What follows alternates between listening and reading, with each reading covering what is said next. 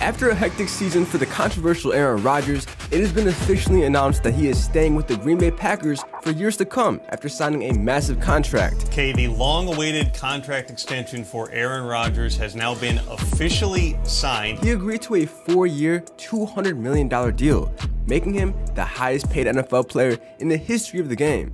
But what if I told you that Aaron Rodgers messed up big time? Welcome back to Fumble Central, and in today's video, we'll be going over Aaron Rodgers and how he made the wrong decision to come back to Green Bay.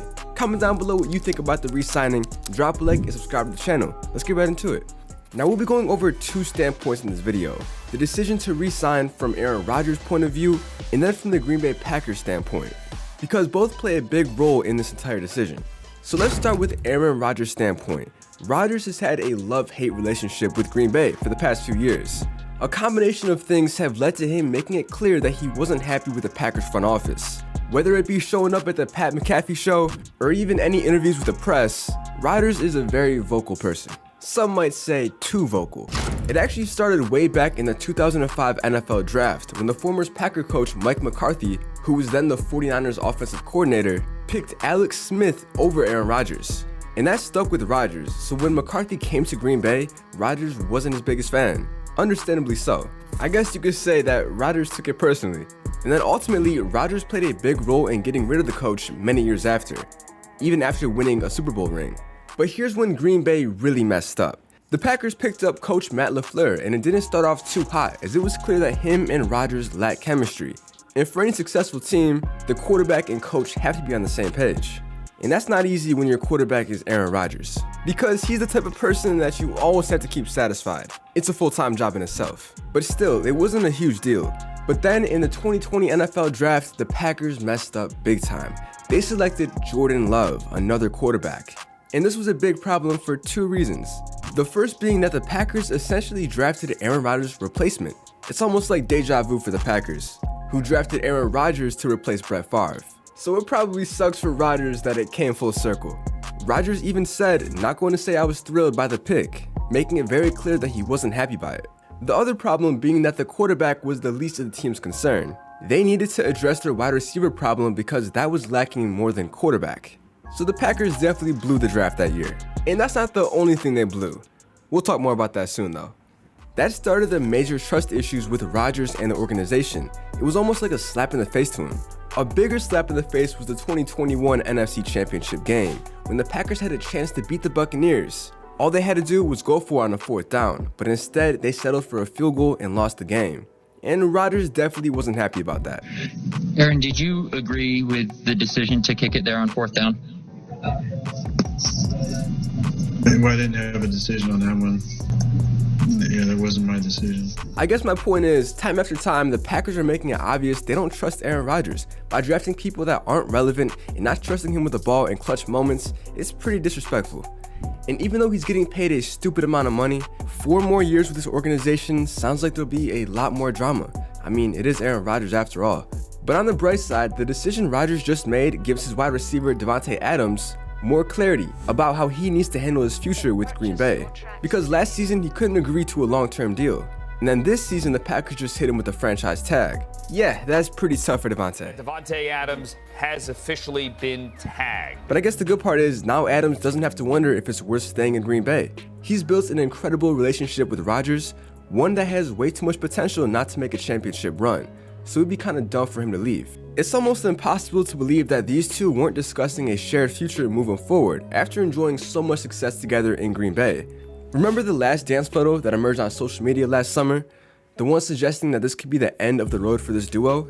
Well, it looks like there's still more for these guys to do in Green Bay. So probably 4 more dances. And who knows, maybe a couple championships too. Now let's go over the Green Bay Packers standpoint. And this one is definitely interesting. Now from their point of view, re-signing Aaron Rodgers could be the best or the worst decision for the franchise. It's really hit or miss. As long as Aaron Rodgers is still wearing the green and gold, the Packers are always going to be a Super Bowl contender. One of his greatest talents is how he can elevate the team's play. And then not to mention the Chicago Bears, Minnesota Vikings, and Detroit Lions are not even close to ready to compete with the Packers for the NFC North title. The Packers are just too OP. That makes the path of getting into the playoffs a lot easier. I mean, besides a major injury occurring, you could basically pencil in the Green Bay Packers for the playoffs. and a threat to win the Super Bowl. I mean, there won't be any more Aaron Rodgers vaccination drama, or anything like that. At least we hope. And now that the team is paying him $50 million a year, it's either a Super Bowl win or bust for the team. No pressure, Aaron. Now on the downside, Aaron Rodgers has been to the playoffs many times, but his record isn't that good. He's 11-10 in the playoffs and 7-9 in the playoffs since winning the Super Bowl in the 2010 season. That's tough. 12 years of being one of the best quarterbacks and not much to show for it. Besides a couple MVPs, of course. So in 12 years, he's only won 7 times in the playoffs. That's not a good look. But to be fair, in the NFC Championship game against Atlanta, the Packers just ran out of gas and offensive linemen. And then the Seahawks loss came down to the defense, thinking the game lasted 55 minutes, and Brian Bostic trying to recover an onside kick. Stamina really does play a huge role. And then last year, the Packers defense just got run over by the 49ers in their NFC Championship matchup. It's not really Aaron Rodgers' fault, but it's his team, so he's always going to have the blame. And honestly, he does deserve some of this blame. He's been too conservative and cautious in playoff games, not willing to take big enough risks that could put the team on top. It's like we're missing the double-check discount Aaron Rodgers that we all used to love. In this year's playoff loss to the 49ers, Rodgers just didn't play well. And a lot of it was because he refused to throw it to anyone except Devontae Adams or Aaron Jones. But I mean, you can't really blame him. They've always shown up and been reliable for Aaron Rodgers, unlike some other people in the organization. But maybe the 49ers are just his kryptonite because he's 0-4 in the playoffs against them. And then there's also another problem for the Packers is their former first-round pick, Jordan Love. So much for his Packers career, but in fairness to Love, who Green Bay traded up to select in the first round of the 2020 draft, he's only had 1 start since entering the league. He gets criticized for how overmatched he looked in that 13-7 loss to the Chiefs, but there's still plenty of time for him to become a productive player in this league. Just not with the Packers, at least for the next 4 years. In the one game that he did play in, it just proved that the Packers would be insane to give up Rodgers and place their franchise's hope in Love's hands.